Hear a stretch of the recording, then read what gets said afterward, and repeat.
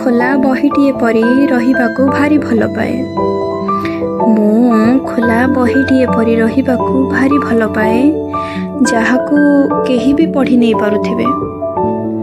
ହଁ, ମୁଁ ଖୋଲା ବହିଟିଏ ପରି ରହିବାକୁ ଭାରି ଭଲ ପାଏ, ଯାହାଠାରୁ ଅନେକ ସ୍ମୃତି ବିସ୍ମୃତି ସବୁ ସାଉଁଟି ନିଆଯାଇପାରିବ। ହଁ, କାଚ ଆଲମିରା ଭିତରେ ରହି ଚିକ୍ ଚିକ୍ କରି ଶୋଭା ନ ପାଏ ପଛକେ, ରହିବାକୁ ଚାହେଁ ପ୍ରତ୍ୟେକ ପାଠକଙ୍କ ହାତରେ। କେବେ କାହାଣୀଟିଏ ତ କେବେ ଗପଟିଏ, ପୁଣି କେବେ କବିତାଟିଏ ହୋଇ ଛୁଇଁ ଯିବାକୁ ଚାହେଁ ସଭିଙ୍କ ହୃଦୟକୁ। ହେବାକୁ ଚାହେଁ କେବେ ପାଠକର ହସର କାରଣଟିଏ ତ କେବେ ତା ଦୁଃଖର ସହଚରୀଟିଏ, ପୁଣି କେବେ ତା ପ୍ରେରଣାଟିଏ।